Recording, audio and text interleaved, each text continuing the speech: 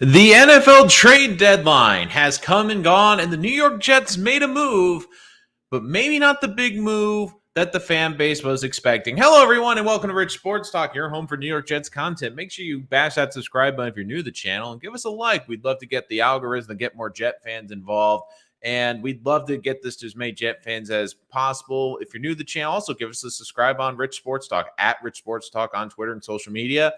And we love to have you guys in these chats. We'd love to talk about all the comments. You guys make great comments throughout the show. So again, as much interaction as we can get throughout the show, we want to get. So the NFL trade deadline is come and gone. I apologize for not getting on a little bit earlier, but I had some work to do. But let us look at the New York Jets landscape. And it was a bit of a surprise where I thought a player was going to be dealt. It wasn't the player I was expecting. And the Jets were able to get some assets back. But the reaction I saw around the Jets fandom on social media seemed to be a bit negative. And I think part of it, too, is the reaction of what's happened with the Dolphins. Because we've already seen the Dolphins pull off the trade for Tyreek Hill. And I think Jet fans were like, oh, great, not again. They're able to pull off the Bradley Chubb trade. They're able to get an elite pass rush. The Jets didn't get him. And look, for Jet fans that want Bradley Chubb, I have two thoughts on Bradley Chubb. The first thing is I don't think they really necessarily need Bradley Chubb.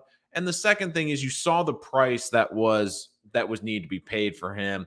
And it was an awfully high one to get a great pass rusher. And the Dolphins likely will have to sign him to a long-term deal. And we'll see. Will he sign a long-term deal with the Dolphins?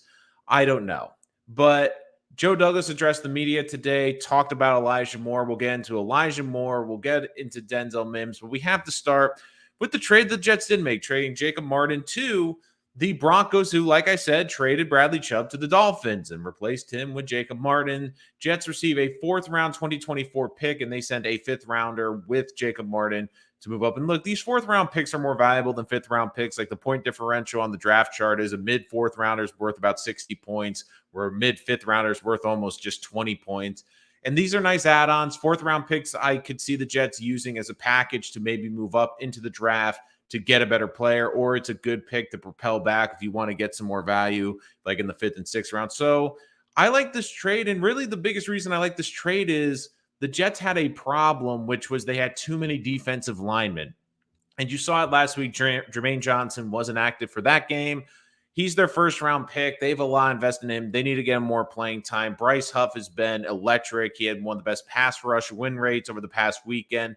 He was inactive the first three games. They couldn't even get him on the field. Now they can. The Jets are healthy in that department. They have a lot of young pass rushers. And look, the way it was looking was Martin's got a guaranteed contract. It clears some money off the books. I believe about $1.2 million next year. The Jets will still have to pay a bit of that bonus, but it's not that big of a cap hit. But it really gives this team an opportunity to give younger players an opportunity. It gives an opportunity for Jermaine Johnson to play well.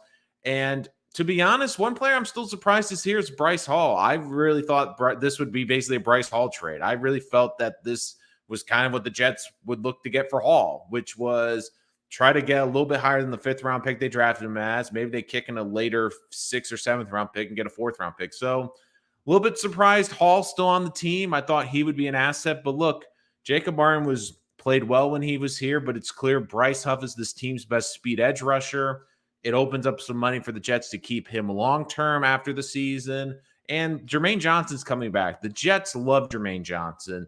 They, of course, traded back up in the draft. They believe he's going to be a great defensive end for this franchise going forward. And it gives the opportunity for this team to get these guys more playing time. And look, Jet fans hated the rotation. This helps limit the amount of people in the damn rotation. So I think a lot of Jet fans will be happy about that. And before I get into the wide receivers, which was a very polarizing topic for weeks, I do want to go off a little bit, not off, but basically talk to Jet fans that might be disappointed, which is I was one of you. I wanted the Jets to get offensive linemen. I know we talked about Laramie Tunsil. I know the Jets have ad nauseum talked about trying to add offensive line, but you notice what position wasn't moved during this whole period? We saw linebackers moved. We saw corners move. We saw receivers move. We saw running backs move. The one position that didn't move in this entire trade deadline, a historic trade deadline with 10 trades. It's never happened before. 10 trades on deadline day.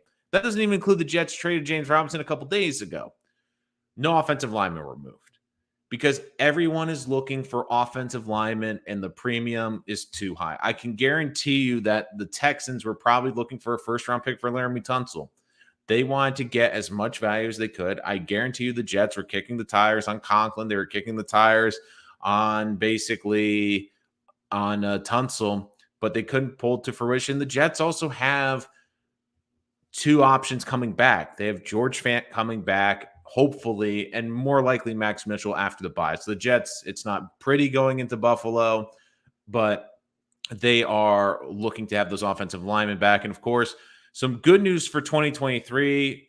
Douglas was asked about the injuries to AVT, to Becton, and even to Bryce Hall. Brees Hall, both are in, all three are in good shape, and they expect to be in really good, ready to go for training camp next year, which is huge news for this team. I do think a lot of the Jets fans ire, and if I'm wrong, put it in the chat, but I think a lot of Jet fans were frustrated by the Dolphins move because the Dolphins seemingly are going for it this year. Even the Bills are going for it. And look, as much as I like the Jets' progress this year, and I've actually think they've over exceeded expectations, and yes, we want to get more of a definitive answer about Zach, but the Jets are in a different window right now than the Bills and the Dolphins right now, because the Jets are getting close to that window. I think that they have accelerated the process to being in that window to potentially be a Super Bowl contender. Right now, I think the Jets are a playoff contender. And I know what people are going to say. Well, there's a difference. Like if you're in the playoffs, you're a Super Bowl contender.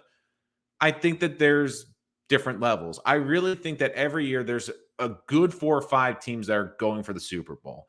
I think the Dolphins are still behind the Chiefs. I still think they're behind the Bills, but they are going for it this year, and they've paid a pretty price. I mean, they have basically invested a lot of their future assets and a lot of draft picks to go for it in this window because they have Tua playing his best football he's ever played. They have Tyreek. They have Chubb. They have Waddle. The AFC is a bit down than people expected this year. They're going for it. And for the Jets, they're close to that. But I don't think they're at that level yet. Because don't forget, too, the Dolphins, despite everything, have been relatively healthy. They haven't lost big pieces. Where meanwhile, the Jets, in the last 2 weeks, can still compete with this roster. But it got a lot harder when they lost their number one offensive lineman, their number one offensive weapon in Breece Hall. And you still have a younger roster where, look, their best receiver is still a rookie. Waddle's now had some experience in the NFL.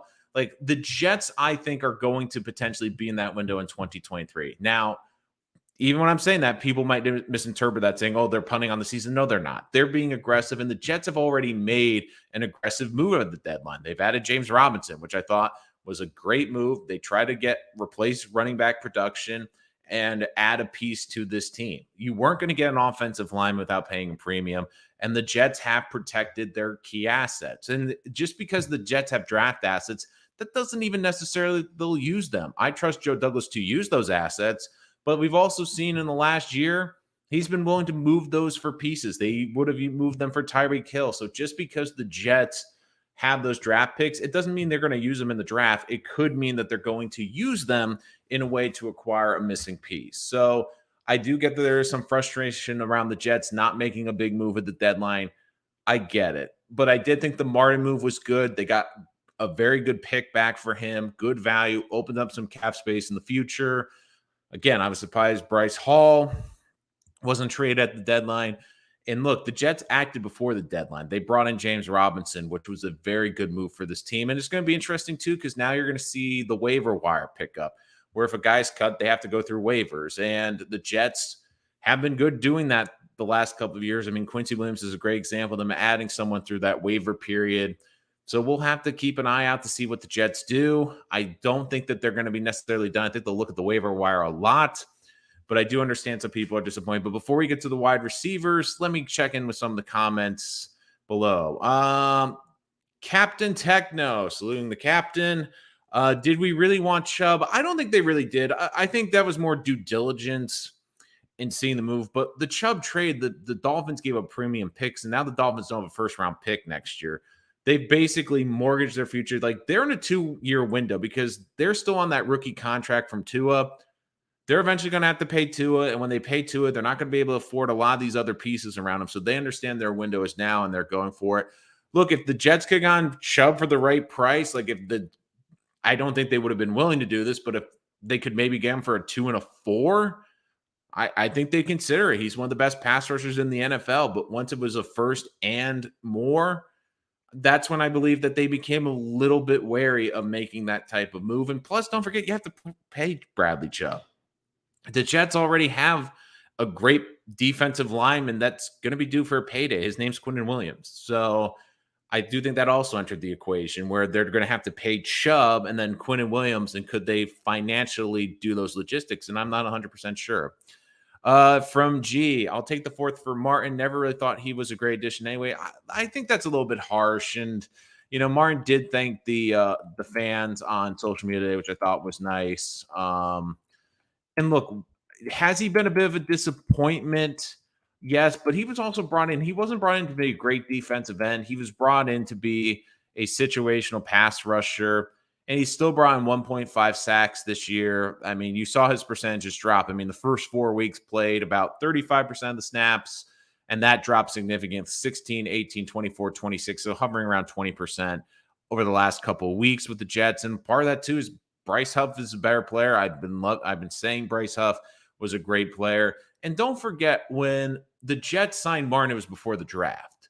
So the Jets drafted him, and really it was kind of almost a backup plan where they go in next year with Carl Lawson, but you weren't really sure how long it would take for Lawson to get up to speed, John Franklin Myers, and this allowed you to have a deep pass rushing ability where then the Jets got into the draft and look, they were able to trade in and get Jermaine Johnson, who was someone they probably didn't expect to get. They were able to get Michael Clemens, who not only they got in the 4th round, but has made a really nice impact and has been versatile and can play defensive tackle and can play defensive end.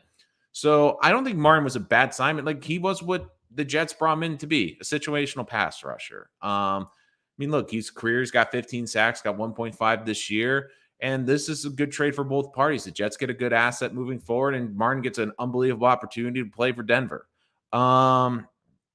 So I do see Tatno talking about Elijah Moore. I will get to Moore in a bit.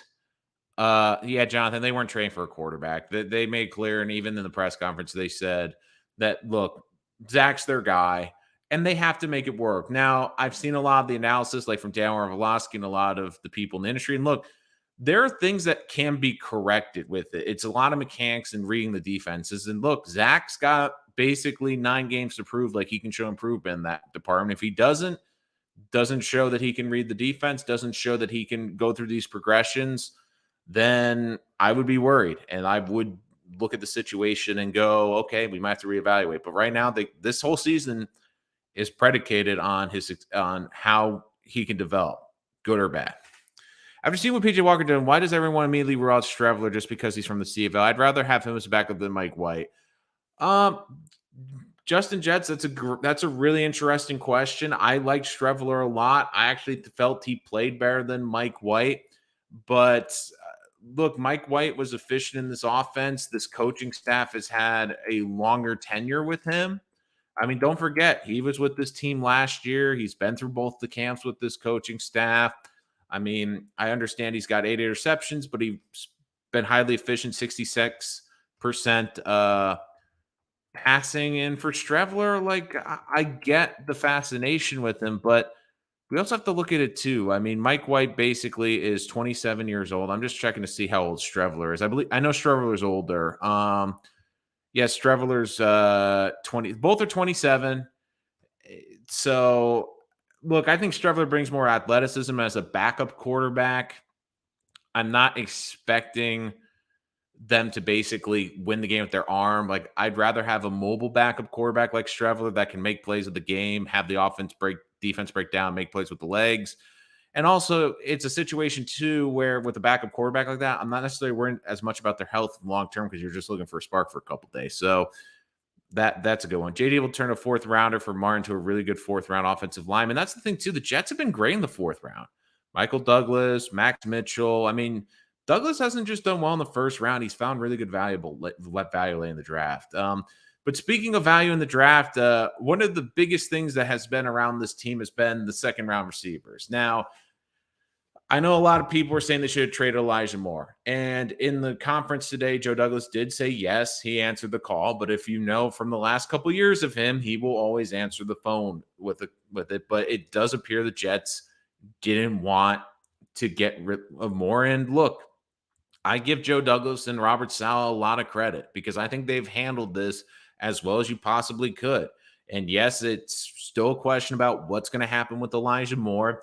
But the way, if I was the Jets, I would phrase it to Elijah Moore as the following. I think it's very simple. Look, Elijah, we're going to need you the second half of the season. We're going to need you to step up and we're going to get you the ball.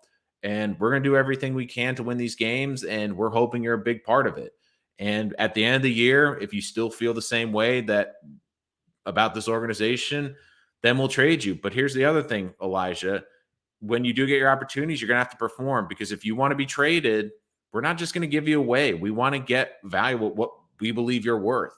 So this is an important time, not just for the Jets and Elijah Moore, but maybe just for Elijah Moore. If Elijah Moore still feels this way at the end of the season, still feels disgruntled, still doesn't want to be a member of this team, you hope he plays well enough that it increases his value. And that's the way he's got to look at it. Because in the NFL, you're not just auditioning for yourself, you're auditioning for 31 other teams. And that's why I think it was a really bad look when he demanded the trade at the timing, because it looks selfish and it says the message to every other team. You could be in a winning streak and he could still be unhappy, which is not a good look. So I didn't feel he was going to get traded with the Corey Davis injury. I really didn't think Mims was going to be traded. Look, Mims has played well, and I got to give Mims credit. Like he has look, he hasn't blown the world away, but he has played pretty well. And he's come out there, he's played well.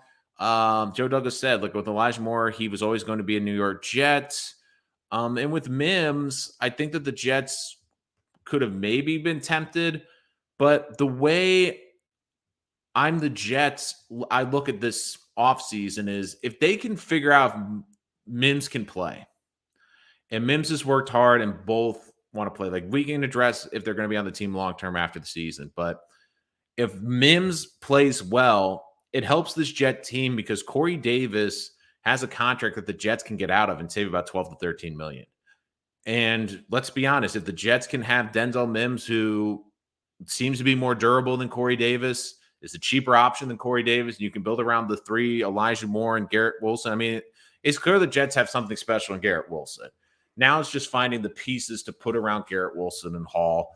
And look, I think the Jets made a smart thing. Like the biggest thing about the deadline is you can make moves, but sometimes being the team that doesn't make a move is just as important because you don't want to be the team that feels like you gave up too much to get a player. Like you just completely overpaid for a player that you're taking a risk on that you hope is going to fit in your scheme, in your locker room, and in your offense or your defense. Now, certain teams, like it makes sense. Like if you're the Ravens, it makes sense to go get Raquan Smith because you have a great defense and you're in a window where you feel you can win games right now and you don't mind trading off those draft picks.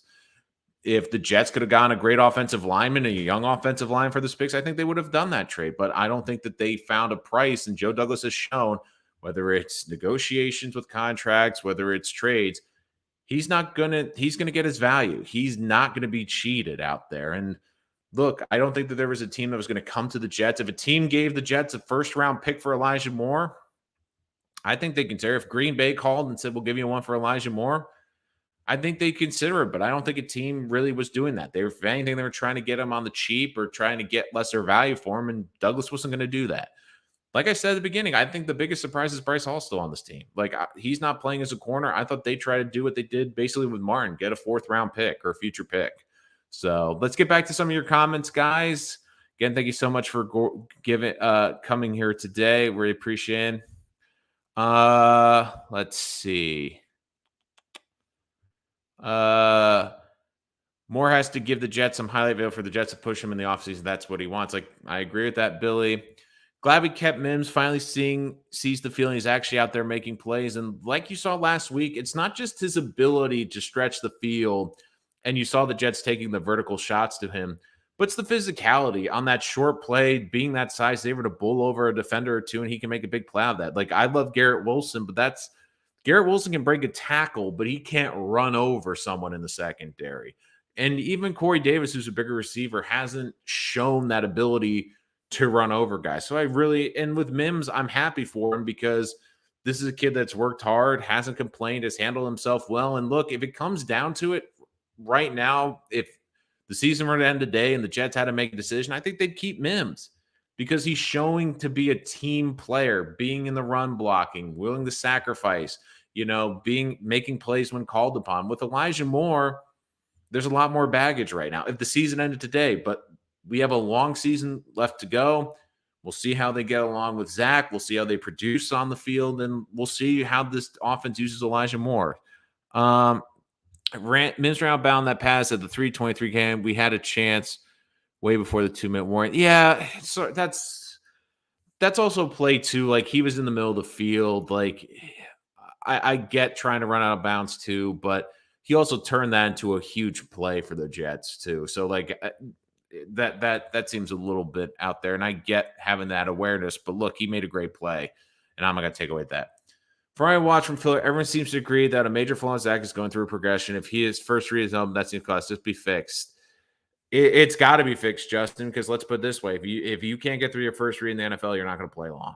And Dan Orlovsky brought up a great point. Like, I think it was one of the first plays on the quick slants where basically you had Wilson open on the slant, but Zach wanted to check it down to the running backs. Now, as part of this, he's afraid to get hit because of the offensive line.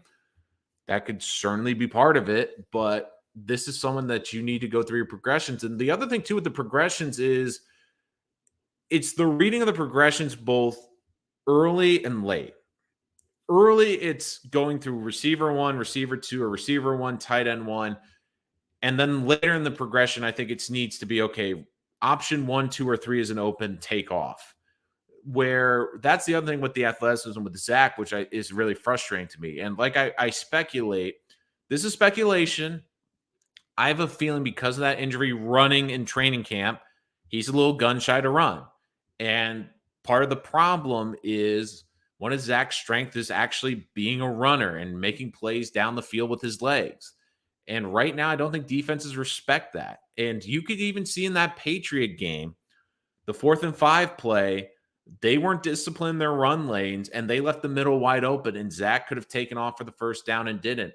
And if I'm the Jets, I'm really talking to Zach like, look, one of the reasons we drafted you and one of the reasons we were so high on you was your ability to use your legs, not to get 50-yard runs, but to get first downs, to go 10, 15 yards, and really have defenses respect the fact that you're willing to run. And I think that he needs to reincorporate that, because until he does, these pass rushers aren't going to respect keeping him in the pocket. They can go freelance. They can do whatever moves they want, and they can be undisciplined, get out of their lanes to try to get to the quarterback. Where if you're a disciplined rusher and have to stay in your lanes, it makes it easier for your blockers up front too. I mean, right now the edges are going so far wide because Zach's first move is either go backwards or try to get outside, which is I want to see him step up more in the pocket because it allows him to keep going through the progressions. And it makes these guys not just completely go wide and around the edge. Because there's a couple times on that 22 film, I'm seeing lanes opening for running, and he doesn't want to take it. And I understand, long-term, you want to win in the pocket in this league. But when you have the athleticism Zach does, I do want him to take off. We'll find out a lot this week. Yeah, we absolutely will. Mims was on the sideline and turned inbound. That play... Yeah, but, Sergeant Mikey, I also have to give Mims a little bit of the benefit of the doubt. Look, I get it's not the best heads-up play, but these are still young receivers. I mean, these are guys that are still 25. You want them to learn, but you hope with more reps that will come. I think this is pretty obvious. I think that was the most aggravating thing about the weekend, and I think that's why we all are angry. But that's why we come here. It's to have cheap therapy as Jet fans. That's why I call this channel Therapy for Jet fans. Belichick is really good with that. You could see they were showing man dropping back in the zones, and that was really screwing Zach up. It's I'm not going to jump down this theory. Look, my thoughts on this. My thoughts on this are two things. Number one, if it's close, the refs are going to call it on the roughing the passer. Um, Look, it might have been a situation too, like the ref thinks about it for a second, then pulls out the flag. Or look, it's not a great mechanic look, but it's close. And the other thing too is, like I was saying, I don't put that on JFM because the Jets, if Zach doesn't throw that horrible interception off his back foot, the Jets aren't even in that situation. Like there was 40 seconds left, the 3rd and 2. Even if he took a sack, that would have been better because the Patriots burn a timeout, Jets punt it deep inside the Patriots 25, have basically 35 seconds to try to get in field goal range with Mac Jones, who's not playing well. So I think that it's overblown. And look, the Jets had opportunities. Like the Jets had opportunities in the second half where if Zach's not throwing back-breaking interceptions, the Jets had a shot in this game. So, look, I think it's more on Zach. I know everyone wants to blame John Franklin Myers, and it's easier to blame John Franklin Myers than Zach. But look, Zach's the biggest reason the Jets lost that game. Period. I do like what I saw of Robinson. Look, I like what I see of the running backs. They need to run the ball. 15 times is not enough. This team needs to be running the football 30 times a game. And they need to incorporate the receivers. Use Elijah Moore in the sweeps. You saw Garrett Wilson on a play, but use Braxton Berrios. I think Braxton Berrios could be this team's poor man's Deebo Samuel. He's really good and has great vision running on all those kick returns. He has that great up the field vision. We've seen a couple of the big plays have been through him running the football. I want to see him on jet sweeps. Heck, even line him up in the backfield as a running back on a play or two. I think he is an underutilized weapon. Absolutely, Justin Jets. Always appreciate you on the show too. You always bring great questions. Really appreciate that as well. Yeah, it's nice to have tight ends again. Like the tight ends need to get more involved too, because I think a lot of the pressure is going to the outside because Garrett Wilson is getting a lot of coverage. Teams are keeping an eye on him. And look, you have good tight ends. Uzama open up the seam in the middle of the field, and maybe it'll help Zach because I think part of the problem too, Zach's looking a little bit to the outside. Having that big target over the middle is going to help. And with the tight ends, if you can get them off the play action, like, look, I don't think LaFleur has been great with the offense. I think that it's mostly on Zach, but the play calling, if Zach's getting outside the pocket, doing off a play action rollout, design quarterback runs for him. And when they've done a lot of the motion and misdirection for the running plays, it's worked. The plays that don't work are the ones where they're just doing a halfback dive between the guard and the center. The plays that are working is when you have Braxton Berrios running across the backfield like a madman. You hike the ball and the defense is going, oh shit, who's going to run? Braxton? Could it be? And that's another reason I want to see Zach run. If Zach can show that he's willing to run and make plays with his legs, that's going to be a big thing the defenses have to prepare for. Because if they are doing these running plays, like if you have more, let's say, on the motion, and we've seen them using this motion a lot, you hike the ball. Okay, the defense has to pick. Is it an RPO? And if it's a run, is the receiver getting the ball? Is the running back getting the ball? Is Zach Wilson getting the ball? Heck, my favorite formations when they do James Robinson, Michael Carr in the backfield. I was telling you how much I love that with Breece Hall. Put both the backs back there, have a man in motion, because then the defense has to go, okay, there's 4 people that can get the ball. The receiver, one of the running backs, or Zach Wilson. It's great misdirection. You have the defense going one way, and it's great too. Like if you sell the fake and just have the line shift a little bit, it can open up a big hole for these running backs. Zach's ratings under pressure, that's a very misleading stat, as under pressure is too generic. Zach's typical pressure is someone coming in completely untouched at full speed. Well, he still has to be better under pressure. I mean, there's times too where he doesn't help the pressure because he's rolling outside the pocket and getting outside the tackles, which makes it easier to push him. JFM deflated the whole stadium and the team. What is this, like his 3rd game out there? It's the second one. The first one was the Bengals. Look, I'm curious to see. And the weird thing with John Franklin Myers is everyone's killing him. He actually had a really good game outside the dumb penalty. Like he was really doing a good job collapsing the pocket. And I'm curious too to see what they do with the playing time because Rankins is playing well. You get Jermaine Johnson back.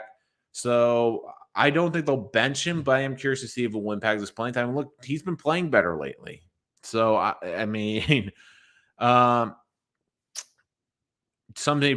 attitude, I I don't pay too much attention to it, but I do see why it came off bad because it did seem like he was pounding upset. I think the biggest thing was the exchange with Connor Hughes because Hughes, again, was bringing up the stats about his progression between year one and year two. And look, they're accurate, but I get where Zach is looking from too. And look, Zach at the time, he's still a young kid. And I do think he's got to learn to mature in some of these regards and learn how to handle the media because, look, I don't think Zach's not an idiot. Zach knows he played probably the worst game of his professional career, the second worst after the first Patriot home game last year.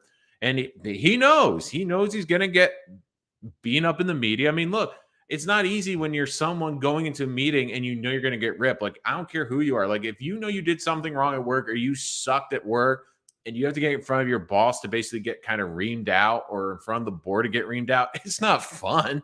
You don't like that. You try to do your best, but I mean, look, the biggest thing is I don't care about his attitude in the press conference. I care about what he does on the field. Like, let's be honest. Like, I don't care if he's a little bit snarky to me. I don't care if he comes off a little bit arrogant. Like, I do worry about being a little too arrogant, but look, if he's performing on the field, that's the biggest thing. That's what he needs to do. Problem is that you have a lot of potential, but you have no confidence as of yet. Then everyone goes postal when you have a bad game. See, the thing with that, Sergeant, though, is I think part of the problem, though, is it was just the way the game was. If he threw 3 picks, but he was throwing a 50-50 ball to Mims that the corner came down with, okay. If he threw a pick where, let's say, a receiver broke the wrong route or broke the route in a little bit too much and Zach threw it to the right spot, the receiver wasn't in the right spot, fine. If Zach threw it and it hit off a Patriot helmet or got deflected by a linebacker and popped up and received an interception, look, it would still be painful. It would still not be a great Zach Wilson performance, but, I think we could stomach it. I think the problem is, though, it's how many open receivers he was missing, how many times he wasn't pushing the ball down the field when receivers are opening and shaking their hand, and more importantly, just the dumb last 2 interceptions where they basically just floating it. I mean, Zach, we can see you flick your wrist and throw it 40 yards. Like if you're a Jet fan, you'd rather be hit with the football in the first 5 rows because you know Zach Wilson didn't throw it near the sideline. Jet fans, like, seriously, like, you wouldn't be mad if Wilson hit you with the freaking football because you know it was nowhere near the sideline. If we're going to have the chance, it's going to have to, they're going to have to use tricks. And I want to see him be a little bit more creative. We saw the creative runs last year, the creative throwbacks. I want to see that implemented too. Just not throwing it. It's hard, though, Justin, because a lot of the time the Jets bunch the receivers and they'll have 2 on the side or 3. So even when you're looking at where it's hard on the film, because even though you can see the head, the general direction, it might not necessarily be with his eyes. So, like, for example, if Mims is breaking down the field and open, Zach might not be seeing him because he's looking, even though his head's looking that direction, he could be looking at Garrett Wilson or one of the tight ends in the short route. And I mean, I don't think it's perfect, but it's a bit of a problem because he has had that issue of not being able to hit the wide open receivers. And it's something that's definitely has to change. Yeah, like that's a long time. So look, and there some players, and look, I said this at the beginning of the year, there's going to be at least 1 or 2 games where Zach has a bad game. And this is still a young team. I mean, we forget that the Jets have 5 wins. They won 6 total games the last 2 years. And it's great to see. And I know the frustration because you're seeing this team taking like a giant jump. And right now, Zach's still taking baby steps. And look, I get it. I understand the frustration, but you mean Justin Jets is right. It's the inaccuracy. Like, but that also goes to the interception because how inaccurate those interceptions. No, I think the Patriot game is more important because I don't think the Jets are being Buffalo. I think realistically, they're not. Buffalo is like, compare the rest of them all different stratosphere. The Patriot game is more important just because I think from a psychological standpoint, like let's be honest, the Jets are not better than the Bills right now. But you can make the valid case that even with all the injuries, the Jets are the more talented team than the Patriots. Like, and that was a game where you felt they could have won. They felt that they should have won. and they lost it because of bad quarterback play and bad special teams. So, and look, I think it's just the record of 13 losses in a row, which just psychologically, like, again, like, you're gonna have to hear as a Jet fan the next time they play the Patriots and on the freaking broadcast, well, the last time they just won was 2015. Oh, the last time they did was like so long ago. Oh, the last time was Ryan Fitzpatrick was the last win quarterback. Oh, it's gonna be, it could be 14 straight. Like again, like I think it's more psychologically because I think the Jet fans coming in this year, you felt you're going to go 0-2 against Buffalo because they're just that great of a team. Now we've seen weird things happen in the NFL. Maybe the Jets can pull off an upset. I mean, we've seen this has been a weird year in the NFL. I mean, we went from Joe Burrow being one of the best passers to basically being shut out on Monday Night Football and looking horrendous. So, I mean, weird things can happen. But look, New England to me is the more winnable game. Yeah. They have some long-term problems. Look, you're going to have problems in this division with Josh Allen no matter what. But I do think the Jets are a team on the rise. And look, the Bills, this is their window. But in a year or two, who knows? I mean, we forget that part of the problem with success is teams poach. I mean, Joe Shane was a valuable member of that team. Brian Dable was a valuable member of that team. If the Bills continue to do well this year, they're going to lose great scouts and great assistants. And can they keep those? And then, of course, Allen's contract. Like, they'll keep Stephon Diggs, but are they able to keep a great linebacker or be able to pay a great pass rusher? I mean, they got the Von Miller contract, which is great now, but in a year or two, could they be missing a piece or using that to reinvest? So I don't think it's just set in stone. But look, the Jets, I just want them to compete in this game. I do think they are outmatched. And look, the Bills also got significantly better. They added a good running back today, which was one of the few pieces that they were missing.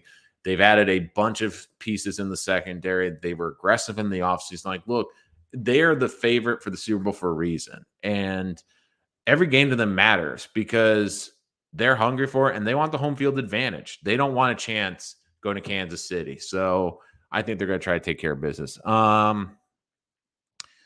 I do think that would be a great battle. Because again, the Patriots defense, the Jets defense gave Buffalo fits last year. But again, the Jets offense was so injured that the Bills defense didn't allow them there. So look, I thought the Jets played, let's put it this way. I thought the Jets played a lot better in Buffalo than the Patriots did last year in the playoffs. So this defense, if they can be the defense, the biggest thing is they have to be in their rushing lanes. They got a couple times this year, they've gone out of the rushing lanes. But look, if Sauce can lock up Stephon Diggs and limit these weapons, I do think you can limit this Bills offense defensively. The big question is, can Zach and this team make enough plays? And unfortunately, the Bills defensive front is one of the best in the NFL. And the Jets offensive line, let's be honest, is patchwork right now.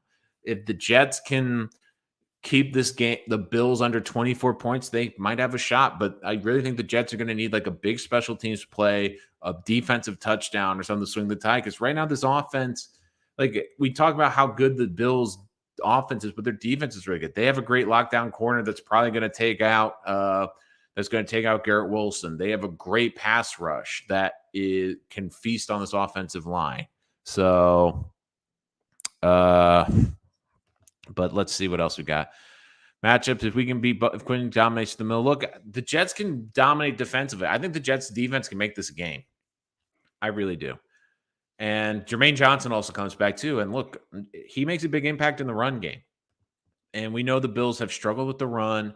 And if they can play discipline, look, I think that they'll be a team that's able to stick with them. And it's funny too, because I look at the Jets trade deadline. I know a lot of people are still disappointed about the trade deadline, but I think the Jets did a good job. I think the Jets got more trade value. They got a good draft pick back. They were able to get James Robinson early in this deadline. And look, they didn't really – I think the Jets, too, understand where they are, which is important. And look, I know fans don't want to hear this, but the Jets right now, they're a playoff contender. They're not a Super Bowl contender. Yes, there's a legitimate difference. The Dolphins think they're closer to a Super Bowl contender this year than a playoff contender. That's why they're going for it. The Jets could be in that position easily next year. If Zach Wilson continues to develop, they continue to develop their young pieces. But Miami's also been very fortunate. Miami's been very healthy this year. I know Tua's health has been an issue, but they haven't lost key players on their team. I mean, they've lost some players in their secondary, but the Jets too, like if you were to tell me that they beat the Patriots and Elijah Vera Tucker was healthy and Breece Hall was healthy, I still think they are a little bit further away from the Dolphins right now, but they would have been closer. But the Jets lost their best offensive player. They lost their best offensive lineman. They've lost a lot of pieces this year. And I still think they're a good team to compete for a playoff spot. But just the way this year has fallen and just with the injuries, I don't think this is a playoff team. Now, could I see this team sneaking in the playoffs with this great defense and going on a run? Absolutely. We've seen it happen all the time in the NFL. But I do think that it's going to have to be a run. I don't think the Jets, I think the Jets are a lot better than we expected, but there's still a lot of work to be done. And I think they did a good job at the deadline for realizing, look, we're not going to trade the farm this year for a missing piece. Like the only position would have been offensive line. And for people that are complaining the Jets didn't go offensive line, the good news is they're looking at George Fant probably coming back and more so Max Mitchell coming back as pieces and additions on this offensive line to come off the IR after the Buffalo game. And the biggest thing, too, is 10 trades were made today. None for offensive linemen. It just shows you, like, in this league, how valuable offensive linemen are and how hard they are to freaking get them. If the Jets want to get offensive line, it's going to have to be in the offseason, which sucks. But, look, no team's giving you great pieces. Even teams that were sellers, they are not giving up their offensive line. So, I mean, that just tells you how much of a premium there with. And look, it sucks that the Jets have lost Breece Hall and sucks that they lost Elijah Vera Tucker, but I don't think the season's over. And I do think they're going to compete, but I give Joe a lot of credit. I do think he did a very good job of handling this. And look, I feel the Jets have the GM and the head coach. The big question is, and we'll find out, do they have the quarterback this year? And if they don't, we'll answer those questions in the offseason. But I feel confident what Joe Douglas is doing. Like, look, certain teams, the timing's right. It was perfect for the Vikings. Packers are way down this year.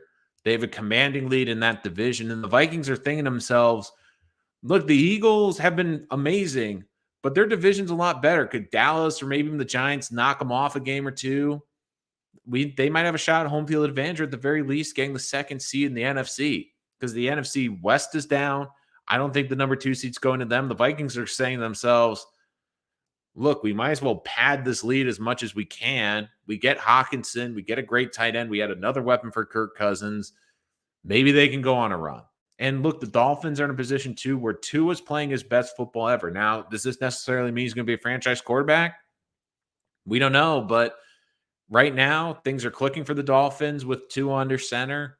They have the weapons. They have Tyreek Hill in his prime. You have Jalen Waddle in his prime. They're able to afford those guys this year. I don't know how long their runway is, but they're looking at this year and going, okay, we're probably not beating the Bills, but it's tougher for the Chiefs right now. Could they get the high wild card seed and go on a run?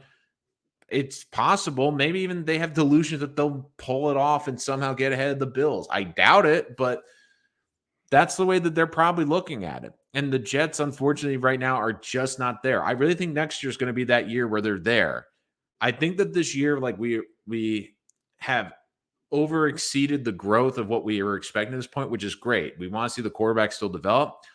But the fact that the Jets are in this position, despite all these injuries, I think tells you that the culture's changing and it's showing that the Jets are not the same old Jets.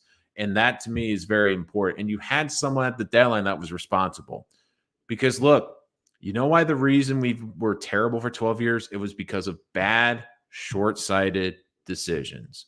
Whether it was, Tannenbaum with some of the trades and signings he made, but really John Idzik and Mike Maccagnan. Mike Maccagnan went all in on that 1 year in 2015. And let's be honest, it probably cost the Jets the next 3 seasons because of how badly they put this franchise in position. And right now, Joe Douglas is not putting this franchise in a precarious position or in a position that makes you frustrated as a fan. And more importantly, a position that could hurt the development of this young team, because they have hit a home run in this draft. They've had a game-changing draft that could change the course of this franchise. We still have a lot to figure out with the quarterback. But the Jets, look, they're heading in the right direction. They've done a great job of acquiring pieces. And look, I know on deadline day it might be disappointing, but the Jets also added a running back that could get 1,000 yards for this team. And they added a key draft pick that maybe not today will be good, but in the future, we've seen what Joe can do with picks. Look what he did with the Blake Cashman pick that can never stay healthy. Oh, he flipped that for James Robinson, a potential 1,000-yard rusher that the Jets have under control for the next year if they would like. So it's not just adding players in the draft and the Jets you feel are comfortable now in the draft, but who knows? Maybe in a year from now in the next offseason, it's part of a deal that brings in a key player for this team. Maybe it's part of a key deal for the Jets to go up and add a elite player like they did with Breece Hall in the last draft. So today it might not be a lot, that fourth round pick. And heck, it's a 2024 pick. It might not even be a big value in 2023, but it could be a good value down the road. And it gets rid of a position where the Jets have a bunch of skill position. And that shows how much the Jets have added to their depth, that they are willing to trade a pass rusher because they have too many and they can't get them all on the field. Like, when was the last time the Jets had this much depth at any position? I mean, 2 years ago, we were just wondering, do the Jets even have two starting corners? Do the Jets even have two starting linebackers? Do the Jets even have two starting defensive linemen? And now we're at the point where they can trade these assets to get more assets for the future. And let's get to one final question. Who will be back in 2023? JFM, Lawson, or both? Give me one question. Well, give me 1 second before I answer this. I just want to look up the cap number for John Franklin Myers, because I don't, off the top of my head, know what his cap it is. I know that basically the Lawson deal is a 2-year contract. So they basically get out of that and save like 12 million, 13 million. Here we go. So John Franklin Myers, 2022, dead is 19. So next year, he's still 27. His dead cap would be 7 million. They're going to keep John Franklin Myers because he's only going to be 5% of the cap. Next year's cap number is 12.4 million. But if they cut him, it's only going to save him about 5. Whereas if they cut him in 2024 after the 2023 season, they can save it's 14 million and they can save 800,000. So it's basically like the Joe Douglas special, because the contract really didn't pick in until this year. Last year, he was still playing on his small cap number. It's basically what I call the JD special, which is a front-loaded contract where basically it's a 2-year contract. So he's in the first year of that 2-year extension, where Lawson's in the last year of that 2-year extension. I hope that helped figure that out. And look, Lawson has been good this year, but I don't think he's necessarily as good. And look, I think that's the reason they were looking at Bradley Chubb, is they looked at it and said, look, Lawson's numbers coming off the books next year. This is something we could add. And yeah, the Jets, if they cut him at the end of the season, it's a $300,000 cap hit. The cap number next year is 15 million. So basically they can cut him and only have to pay him $300,000. So that can save almost 14.7 million right there. So it'll be interesting to see what Lawson is, because again, it also depends on the free agency and what the Jets can do. But again, guys, thank you so much for joining us. Really appreciate you. Jets trade deadline has come and gone. The Jets keep both their second round picks. And of course, the big news, Jacob Martin traded for a future fourth, which I think was a great move by this team. We'll be back with more great Jets content this week. If you're new to the channel, make sure you subscribe. What are your thoughts on the Martin trade? If you're joining us after the live stream, make sure to put your comments on the page. We'll answer future questions if you have them on the next live stream. We'll have a lot more Jets content, lots more Jets guests the rest of the season. And of course, after every single Jets home game or away game, we will be live moments after the game. I mean, who brings you live coverage? I mean, you could be watching Rich Sports Talk as you're walking out of the stadium. We bring you that type of coverage. And again, guys, thank you so much for joining us here. We will be back soon as possible. Make sure you subscribe so you don't miss the latest episode as we cover the New York Jets.